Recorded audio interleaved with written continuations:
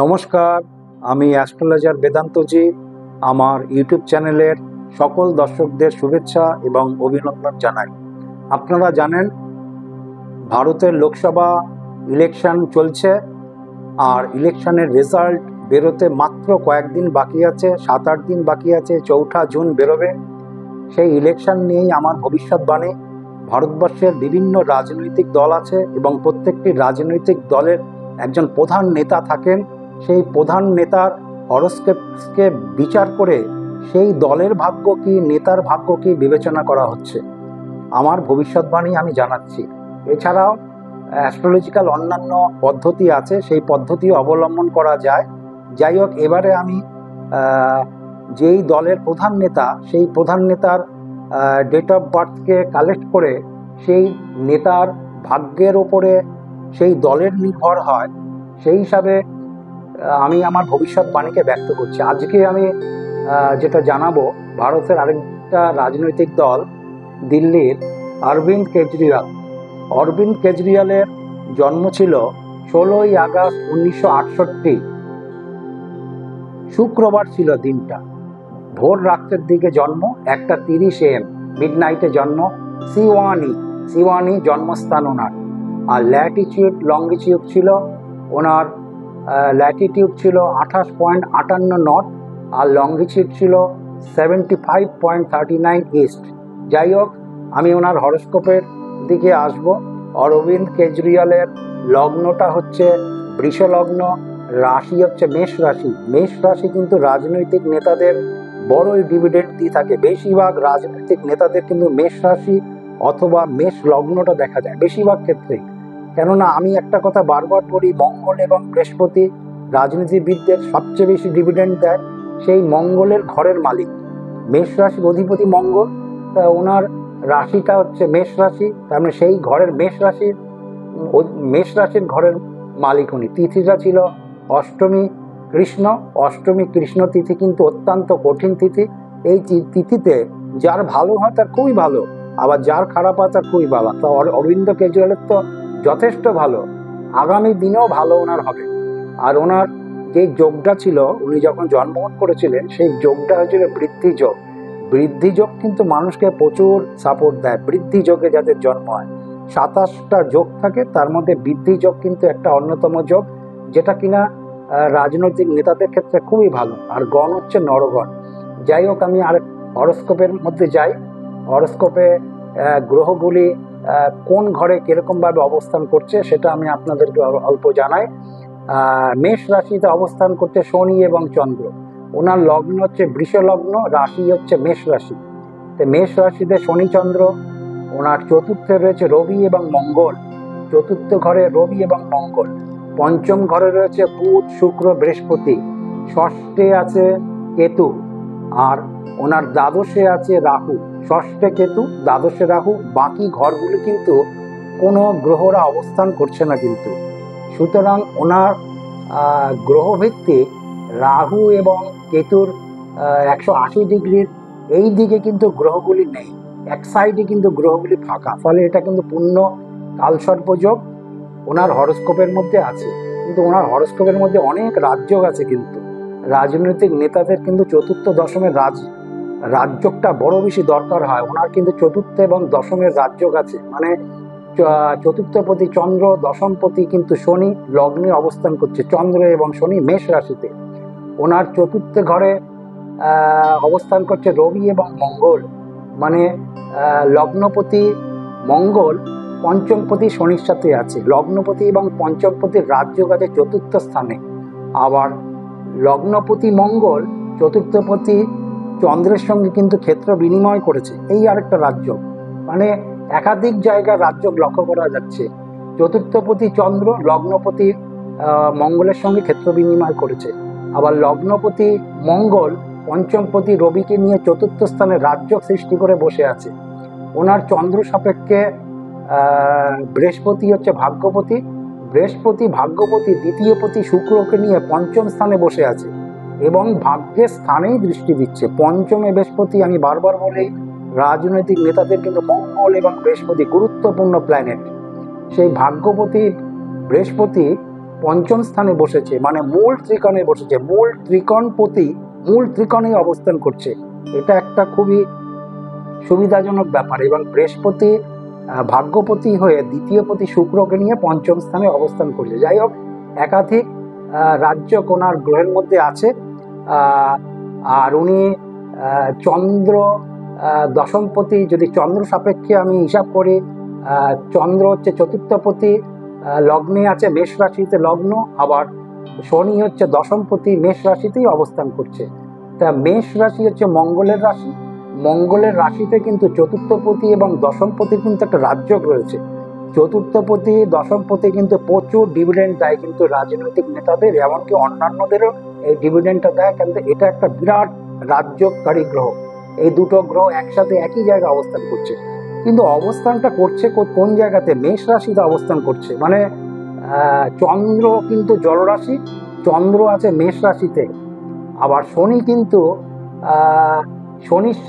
শনি কিন্তু মেষ রাশিতে অবস্থান করছে। মেষ রাশিতে শনি কিন্তু কখনোই মানে পুরোপুরি ভালো ফল দিতে পারে না। তার চন্দ্র অগ্নি রাশি হিসাবে মেষ রাশিতে অবস্থান করছে, আবার শনি আবার মেষ রাশিতে তার শত্রুর ঘরেই অবস্থান করছে। কিন্তু দুজনে একদিকে রাজযোগ সৃষ্টি করছে, অন্যদিকে কিন্তু পুরোটা ফল প্রদান করতে পারে না। কথাটা আমি এরকমভাবে বিশ্লেষণ করলাম কেন? তার কারণ আছে। উনি যখন চিফ মিনিস্টার হন, সেটা হলো 2015 সালে। আর 2015 সালের আগে একটা টার্ম ছিল 2013-14 হিসাবে, উনি 1 বছরের জন্য চিফ মিনিস্টার ছিল।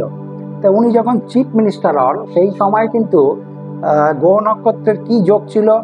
2015-তে বৃহস্পতির মহাদশায়। কেন? বৃহস্পতি ওনাকে প্রচুর ফল দিয়েছে, প্রচুর ফল। বৃহস্পতি মেষ লগ্ন মেষ রাশি সাপেক্ষে কিন্তু রাজযোগকারী গ্রহ, নবমপতি। কিন্তু বৃহস্পতির মহাদশা যখনই শুরু হচ্ছে একটার পর একটা ওনাকে ভালো চান্স দিয়েছে। এবং যখন বৃহস্পতির মহাদশা শুরু হলো, বৃহস্পতির সাথে বুধ ছিল অন্তর্দশাতে, সেই সময় কিন্তু 2015 সালে উনি কিন্তু দিল্লির মুখ্যমন্ত্রী হিসাবে শপথ নেন। তার আগের একটা টার্ম ছিল 2013-14, সেই হিসাবে 1 বছরের জন্য উনি মুখ্যমন্ত্রী হয়েছিলেন। তা যে সময় চিফ মিনিস্টার হন, বৃহস্পতির দশা, বুধের অন্তর্দশা ছিল। কিন্তু কথাটা আমি এত মানে গ্রহ নক্ষত্রের বিশ্লেষণ দিচ্ছি, তার কারণ আছে। মানে গ্রহ নক্ষত্রগুলি জানি কথা বলে। উনি যখন মুখ্যমন্ত্রী হন সেই সময় কিন্তু ওনার এজেন্ডাতে ছিল কিন্তু জল, ছিল। দিল্লির বাসীদের কিন্তু পর্যাপ্ত পরিমাণে উনি জল সাপ্লাই করবে, কারণ দিল্লিতে কিন্তু একটা জলের ক্রাইসিস লক্ষ্য করা যায়। বিশেষ করে গরমকালে কিন্তু প্রচুর জলের অসুবিধা, মানুষকে জল কিনতে লাগে, মানে একটা খুবই অসুবিধার মধ্যে থাকে। কিন্তু উনি মুখ্যমন্ত্রী হওয়ার আগে জলের ওপরে কিন্তু বেশি জোর দিয়েছে। বারবার কিন্তু উনি মানুষকে যে পর্যাপ্ত পরিমাণে জল দেবে এবং মানুষের যা জলকষ্ট হবে না, সেইটা কিন্তু উনি ডিক্লারেশনটা দিয়েছিল। পরবর্তীকালে উনি বৃহস্পতির মহাদশায়, বুধের অন্তর্দশায় উনি সিএম হন, এবং প্রথম এজেন্ডাই ওনার ছিল জলের উপরে উনি জোর দিয়েছিল। তাহলে জলের এখানে ব্যাপারটা আসলো কেন? চতুর্থপতি চন্দ্র তো জলের কারক গ্রহ। চন্দ্র কার সাথে রয়েছে? দশমপতি শনির সাথে মেষ রাশির ঘরে রয়েছে, অগ্নি রাশিতে রয়েছে। চন্দ্র এবং বৃহস্পতির রাজযোগ আছে, চতুর্থপতি দশমপতির রাজযোগ আছে মেষ রাশিতে। ফলে শনি হচ্ছে কর্মকারক গ্রহ, কর্ম, আর চন্দ্র হচ্ছে জলের কারক গ্রহ, কর্মের সাথে জল মিলিয়ে রয়েছে। সুতরাং ওনার কর্মেতে জল থাকবে, এটাই তো সবচেয়ে বড় জিনিস। চতুর্থপতি চন্দ্র, দশমপতি মানে শনির সাথে একত্রিত ভাবে রয়েছে। উনি অ্যানাউন্স করেছে, দিয়েছেও তাই। এটার বিশ্লেষণে বারবার আমি আসছি। আমি অত্যন্ত একটা মানে জ্যোতিষশাস্ত্রের যে কত সত্যি কথা বলে, মানে অনেক আমি মজা উপলব্ধি করতে পারি। পরবর্তীকালে উনি লাস্ট যে অসুবিধার মধ্যে ওনার যে চলছে, ওনার যে 2024-এর মার্চ মাস থেকে উনি যে আইনি যে ঝামেলার মধ্যে পড়েছেন, সেটাও কিন্তু জল সংক্রান্ত। জল ডাইরেক্ট জল না, মানে জলের একটা রূপ। উনি লিকুইড স্ক্যামের মধ্যে উনি অভিযোগ ওনার মধ্যে এসছে। ফলে ফলে ইডি ওনার বিরুদ্ধে কিন্তু অভিযোগ দায়ের করেছে। এখন সেই হিসাবে কিন্তু উনি 2024-এর মার্চ মাসে কিন্তু আইনি ঝামেলার মধ্যে পড়েছে, কিন্তু অলরেডি কাস্টডি হয়েছে। এখন আপাতত ইলেকশনের জন্য সুপ্রিম কোর্ট ওনাকে বোধহয় প্যারোলে দিয়েছে। যাই হোক, ইডি যেই অভিযোগটা এনেছে সেটা হলো সেই লিকুইড স্ক্যামের ব্যাপারেই, জল সংক্রান্ত। যেই জলকে নিয়ে উনি মুখ্যমন্ত্রী হচ্ছে সেই জলের আরেকটা রূপ ওয়াইন, এর ব্যাপারেও কিন্তু উনি আবার আইনি ঝামেলার মধ্যে পড়েছেন। মানে চন্দ্র তো জলের কারক গ্রহ, চন্দ্র হলো জলরাশি, চন্দ্র আবার আছে মেষ রাশিতে, অগ্নি রাশিতে আছে। অগ্নি রাশিতে জল কিছুতেই পুরোপুরি ভালো ফল দেয় না। চতুর্থ দশমের রাজ্যটা ফল হচ্ছে, কিন্তু পুরোপুরি ফলটা উনি পাচ্ছেন না, এই হলো ব্যাপার। এইবারে আমি ওনার যে বিভিন্ন একটু পিছিয়ে দিয়ে ওনার জীবনের একটু লাস্ট প্রথম দিক থেকে আমি আসি। 2012 সালে উনি যে আম আদমি পার্টি যে উনি ফাউন্ডেশন উনি তৈরি করেছিলেন, সেটা 2012 সালে, এবং উনি আম আদমি পার্টির কনভেনার প্রথম থেকেই ছিল। তা আমি জ্যোতিষী হিসাবে দেখতে চাই 2012 সালে কি ছিল। আমি প্রথমেই বলেছি, যখনই বৃহস্পতির মহাদশা এসছে উনি কিন্তু একের পর একটা সুবিধা পেয়েছে। 2012 সাল, আমি 2012 সালের দিকে লক্ষ্য করি, যখন উনি আম আদমি পার্টি যখন উনি প্রতিষ্ঠা করলেন এবং সেই পার্টির উনি কনভেনার প্রথম থেকে ছিল। 2012 সালে ছিল হলো 2012 সালে ওনার ছিল হলো বৃহস্পতির মহাদশায় শনির অন্তর্দশা ছিল 2012 সালে। বৃহস্পতির সাথে শনি, বৃহস্পতি ওনার ভাগ্যপতি আর শনি হচ্ছে ওনার কর্মপতি। ভাগ্যপতির মহাদশায় চন্দ্র সাপেক্ষে আমি হিসাব করছি, লগ্ন সাপেক্ষ কাছাকাছি একই ব্যাপার। কেননা যদি লগ্ন সাপেক্ষে আমি হিসাব করি সেক্ষেত্রেও কিন্তু শনি কিন্তু আপনার ভাগ্যপতি, আর যদি আমি চন্দ্র সাপেক্ষে অপেক্ষা করি সেখানে শনি কিন্তু কর্মপতি। তা 2012 সালে বৃহস্পতির মহাদশায় রাজ্যকারী গ্রহ বৃহস্পতি ওনার ক্ষেত্রে মেষ লগ্ন সাপেক্ষে বৃহস্পতির মহাদশা শনির অন্তর্দশায় 2012 সালে উনি আম আদমি পার্টি ফাউন্ডেশন দিয়েছিল, এবং সেই উনি সেই পার্টির কনভেনারও উনি ছিল, এখনো পর্যন্ত তাই আছে। তাই এত সুন্দর একটা যোগে উনি কিন্তু AAP মানে আম আদমি পার্টিকে প্রতিষ্ঠা করেন। যাই হোক, তার পরবর্তীকালে 2000 উনি যে চিফ মিনিস্টার হয়েছিলেন 2015। আমি চলে যাই, আমার দেখার ব্যাপার 2015 সালে অরবিন্দ কেজরিওয়ালের কি গ্রহের অবস্থান ছিল। 2015 সালে সেই বৃহস্পতির মহাদশাই চলছিল। বারবার বলছি, বৃহস্পতি ওনার রাজ্যকারী গ্রহ, মেষ লগ্ন সাপেক্ষে বৃহস্পতি ভাগ্যপতি, বৃহস্পতি পঞ্চম স্থানে বসে ভাগ্যের স্থানে দৃষ্টি দিচ্ছে। বৃহস্পতির মহাদশায় বুধের অন্তর্দশা, অত্যন্ত ভালো যোগ ছিল। বৃহস্পতির মহাদশায় বুধের অন্তর্দশা ছিল 2015 সাল। সে 2015 সালে বৃহস্পতির মহাদশায় বুধের অন্তর্দশা। বৃহস্পতি বুধ কিন্তু একত্রিত রয়েছে কিন্তু পঞ্চম স্থানে, অতীব ভালো জায়গায় অবস্থান করছে। কিন্তু দুটো গ্রহ মূল ত্রিকোণে অবস্থান করছে। সেই দুটো গ্রহের যখন দশা অন্তর্দশা এসছে, সেই দশা অন্তর্দশায় কিন্তু অরবিন্দ কেজরিওয়াল কিন্তু দিল্লির কিন্তু CM হয়েছিলেন। উনি দিল্লির মুখ্যমন্ত্রী হিসাবে উনি শপথ নিয়েছিলেন। এবারে আমাকে আরেকটা জিনিস দেখতে লাগে, 2022 সালে কিন্তু উনি সাম্রাজ্য বিস্তার করেছিলেন পাঞ্জাবে।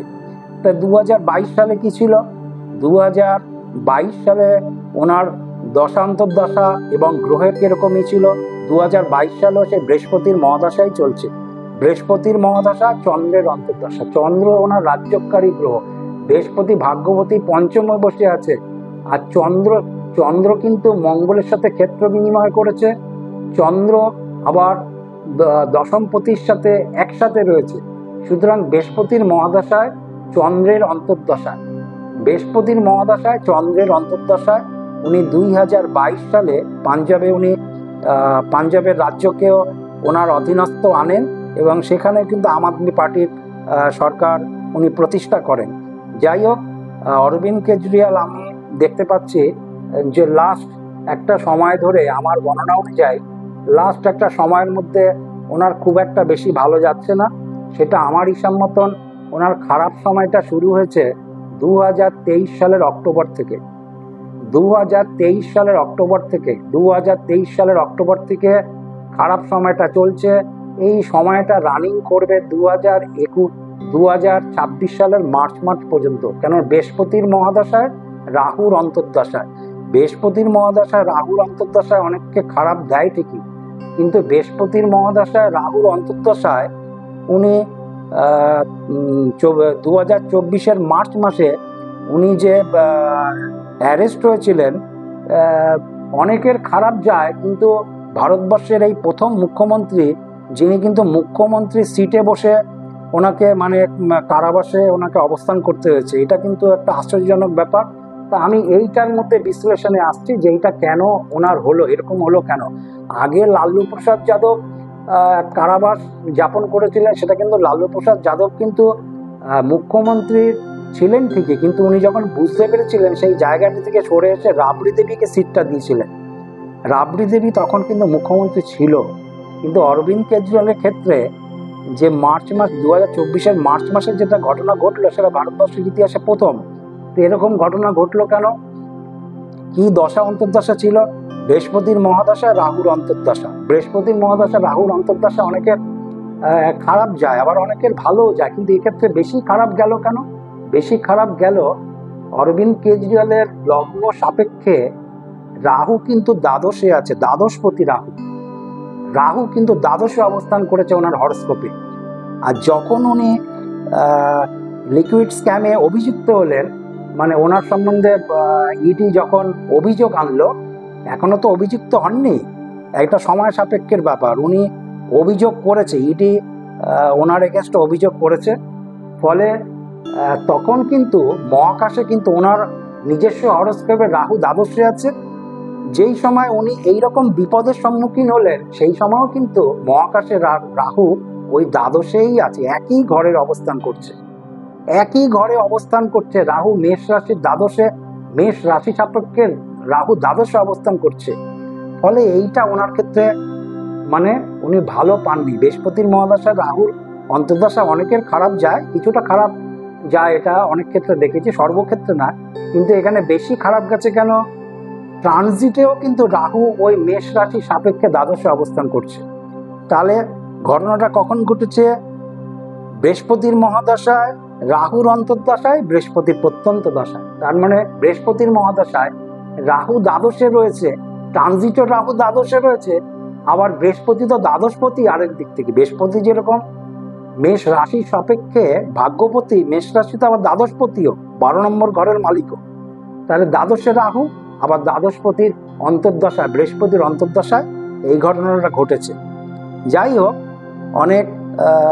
অনেকটাই বেশি বিশ্লেষণ করলাম কেন? আমি জ্যোতিষী, আমি গ্রহ নক্ষত্রের অবস্থান অনুযায়ী কখন সুফল হলো, কি কারণে সুফল হলো, যদি কোনো মানুষ অসুবিধায় পড়ে কি কারণে অসুবিধা পড়ছে, এটা আমাকে গ্রহভিত্তিক এক্সপ্লেন করতেই লাগে। এটা কেননা এটা মুখে বললে হবে না। ওনার খারাপ সময় কেন, খারাপ সময় আমার হিসাবে ওনার খারাপ সময়টা কেন, খারাপ সময়টা কতদিন ধরে থাকবে, বা অতিরিক্তই খারাপ হলো কেন, সেটা আমি বিশ্লেষণ করলাম। ওনার রাহু ছিল দ্বাদশে জন্মকালীন হরস্কোপে, আর যখন ওনার এই ঘটনাটা ঘটলো তখন রাহু মহাকাশে ট্রানজিটেও ওই একই জায়গাতে আছে। ফলে বৃহস্পতির মহাদশায় রাহুর অন্তর্দশায় বৃহস্পতির প্রত্যন্ত দশা। বৃহস্পতির প্রত্যন্ত দশায় কাছে হলো কেন? রাহু কিন্তু বৃহস্পতির ঘরেই বসে আছে, আবার বৃহস্পতি আরেক দিক থেকে দ্বাদশপতি। ফলে এই ঘটনাটা ঘটেছে। ওনাকে আগামী দিনে বেশি ইজিলি ব্যাপারটা না নিয়ে অনেকটা গুরুত্বপূর্ণভাবে উনি যদি এগোয়, তাহলে সেটা আমার হিসাব মতন ভালো হবে। যাই হোক, এবারে আমি যেই ব্যাপারটাতে এসছি, 2024-এ অরবিন্দ কেজরিওয়ালের ভাগ্য এবং তার ভাগ্যের ওপরেই যে আম আদমি পার্টির ভাগ্য জড়িয়ে আছে, এবং তার ভাগ্য সমেত আম আদমি পার্টির ভাগ্য ফলাফল কিরকম হবে, সেই হিসাবে আপনাদেরকে আমি আজকে একটা সম্যক একটা ধারণা বা ভবিষ্যৎবাণী ব্যক্ত করব, সেই জন্য আমি বসেছি। যাই হোক, যেদিনকে এখন হচ্ছে ওনার চলছে হলো বৃহস্পতির মহাদশা রাহুর অন্তর্দশা।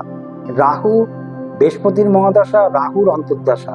রাহু কিন্তু ট্রানজিটেও ওনার দ্বাদশেই বসে আছে। ওনার জন্মকালীন হরোস্কোপে রাহু ট্রানজিটে, রাহু দ্বাদশে ছিল, ট্রানজিটও রাহু দ্বাদশে হয়েছে। এটা একদম ভালো না, এটা কিন্তু একদম ভালো না। কিন্তু ওনার চন্দ্র সাপেক্ষে মেষ রাশির সেকেন্ড হাউসে কিন্তু মহাকাশে ফার্স্ট মে মাসের 1 তারিখ থেকে কিন্তু দ্বিতীয় স্থানে কিন্তু বৃহস্পতি অলরেডি এসে পড়েছে। কিন্তু ওনার ভাগ্যবতী বৃহস্পতি ট্রানজিটে সেকেন্ড হাউসে আছে, মেষ রাশির দ্বিতীয় হাউসে বৃহস্পতি অবস্থান করছে। এটা কিন্তু অত্যন্ত সাপোর্টের ব্যাপার, মানে উনি কিন্তু অত্যন্ত বেশি সাপোর্ট পাবে। আর ওনার শনি হচ্ছে দশমপতি শনি, রাশিভিত্তিক লগ্নে রয়েছে ওনার, সেই হিসাবে শনি কিন্তু ওনার একাদশে থাকবে সেদিনকে। এই হলো ওনার নিজস্ব হরোস্কোপের সাথে ট্রানজিটের যেই কথাটা বললাম। আরেকটা উনি সুবিধা পাচ্ছে, সেটা হলো মঙ্গল ওনার রাজ্যকারী গ্রহ। মঙ্গল কিন্তু চন্দ্রের সাথে ক্ষেত্র বিনিময় করেছে। মঙ্গল লগ্নপতি পঞ্চমপতি রবির সাথে একত্রিত আছে। মঙ্গল কিন্তু যখন রেজাল্ট বেরোবে সেই সময় মঙ্গল কিন্তু মেষ রাশিতেই থাকবে। মঙ্গল নিজস্ব ঘরে আছে, এটা একদিকে ভালো। বৃহস্পতি ওনার রাশির সেকেন্ড হাউসে আছে, ভাগ্যবতী দ্বিতীয়, অত্যন্ত ভালো, এটা খুবই ভালো অবস্থান। আরেকটা জিনিস খালি একটু অসুবিধা, ওনার যেহেতু রাহুর অন্তর্দশা চলছে আর ট্রানজিটে রাহুটাই কিন্তু দ্বাদশে ওনার জন্মকালীন যেইখানে অবস্থান করছে, রাহুও কিন্তু সেইখানে অবস্থান করছে। এই জায়গাটা খুব একটা ভালো পাচ্ছে না। এবং মহাকাশের অবস্থান খুবই ভালো থাকবে সেই দিনকে। মহাকাশে গ্রহ নক্ষত্রগুলির যে অবস্থান সেটা যথেষ্ট সুবিধাজনক। কিন্তু মহাকাশের অবস্থানের সাথে শুধু বিচার করলে হয় না, দুটোকে দেখতে লাগে। ওনার নিজস্ব যেই হরোস্কোপটা, ওনার জন্ম তারিখ অনুযায়ী যে হরোস্কোপটা, সেই হরোস্কোপে কিন্তু বৃহস্পতির মহাদশা থাকবে এবং রাহুর কিন্তু অন্তর্দশা থাকবে। বৃহস্পতির দশায় রাহুর অন্তর্দশায় আমার মনে হয় না যে খুব একটা মানে সুবিধাজনক ফলাফল হবে। আর ওনাকে তো বেশিরভাগই পাঞ্জাবের দিকে, কেন দিল্লির লোকসভা সিট কম আছে, ওনাকে পাঞ্জাবের দিকেই বেশি গুরুত্ব দিতে লাগবে। আর বৃহস্পতি রাহুর দশা অন্তর্দশায় আম আদমি পার্টির যে ভাগ্য, যে বিচার অনুযায়ী খুব একটা ভালো হবে সেটা আমি আমার অন্তত গণনাতে বললাম না, সেরকম দেখতে পাচ্ছি না। আর ওনাকে অনেকটা সতর্কতার সাথে চলতে লাগে, কেন টাইমিংটা কিন্তু একদম ভালো না।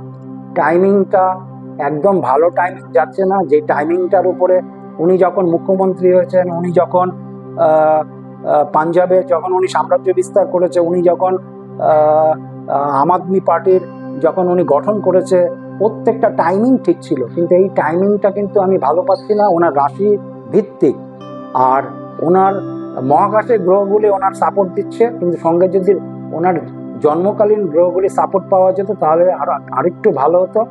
আমার হিসাব মতন রেজাল্টটা খুব একটা সুবিধাজনক হবে না, অনেকটাই একটু মানে চিন্তার বিষয়ের ব্যাপার। আর আম আদমি পার্টির প্রধান মুখ অরবিন্দ কেজরিওয়ালের শরীর স্বাস্থ্য যাতে ভালো থাকে সেটাও আমি দেখব। তবে ওনার তো চন্দ্র এবং শনি একত্রিত আছে রাশি হিসাবে, মানে ওনার রাশি হিসাবে ওনার রাশিতেই রয়েছে চন্দ্র এবং শনি। চন্দ্র কিন্তু জলরাশি আছে মেষ রাশিতে, অগ্নি রাশিতে। জলরাশি অগ্নি রাশিতে ভালো না। আর শনির কিন্তু শত্রু ঘর কিন্তু মেষ রাশি, চতুর্থ দশম হিসাবে রাজ্য করেছে, কিন্তু অবস্থানটা কিন্তু খুব সুবিধাজনক নয়। ফলে সেই হিসাবে ওনার শরীর স্বাস্থ্য আগামী দিন যাতে ভালো থাকে সেই দিকে ওনাকে চেষ্টা করতে লাগে। শরীর স্বাস্থ্যের মধ্যে চন্দ্র বৃহস্পতি মেষ রাশিতে অবস্থান করছে, শীতকালটা সাবধান, সর্দি কাশি জ্বর এরকম একটা ব্যাপার ওনার থাকতে পারে। এছাড়াও নার্ভের প্রবলেম থেকে ওনাকে আজীবনকাল অনেকটাই সতর্কতার সাথে বা ডাক্তারের উপযুক্ত পরামর্শ নিয়ে ওনাকে চলতে লাগে। এবারে আমি আরেকটা সাইড বলি, আগামী দিনে কেজরিওয়ালের ভবিষ্যৎটা কিরকম হবে, কিরকম কি চলবে আগামী দিনে, সেটা যদি আমাকে বলতে লাগে। আগামী দিন 2026 থেকে শনির মহাদশা আসছে। শনিও কিন্তু ওনার দশমপতি, শনি মেষ রাশিতে আছে চতুর্থপতির সঙ্গে, খারাপ জায়গাতে নেই। ফলে আগামী দিনে অরবিন্দ কেজরিওয়ালের যে স্টেপিংগুলি হবে রাজনৈতিক নেতা হিসাবে বা রাজনীতি হিসাবে অতটা খারাপ দেখা যাচ্ছে না, মোটামুটি ঠিকই আছে। তবে বৃহস্পতি ওনার রাজ্যকারী গ্রহ যদি আমি লগ্ন থেকে মানি, আবার চন্দ্র থেকে মানলেও তাই। ফলে বৃহস্পতি যতটা ওনাকে ডিভিডেন্ড দিয়েছে, শনির মহাদশায় ওনাকে একটুখানি সতর্কতার সাথে স্টেপ ফেলতে লাগে 2026 থেকে। বাকিগুলো ঠিক। সবাই ভালো থাকবেন, আম আদমি পার্টি ভালো থাকুক, সবাই ভালো থাকুক, অরবিন্দ কেজরিওয়াল ভালো থাকুক, এই প্রার্থনা করে আমি আমার ভিডিওটা শেষ করি। আরও এপিসোডগুলি আসছে 2024-এর লোকসভা ইলেকশনের ভবিষ্যৎবাণী নিয়ে। আপনারা আমার চ্যানেলটাকে সাবস্ক্রাইব করে রাখুন, যাতে পরপর ভিডিওগুলি পেতে পারেন এবং আমার এই ভবিষ্যৎবাণী নিয়ে কেউ আনন্দিত বা দুঃখিত হবেন না। আমি জ্যোতিষী হিসাবে এইটা নিয়ে চর্চা করি, এটা নিয়ে বিশ্লেষণ করি, এটাই আমার কর্তব্য। যাই হোক, ভিডিও দেখুন, পরবর্তী ভিডিওগুলিও আপনারা লক্ষ্য করুন, ভালো লাগবে। নমস্কার।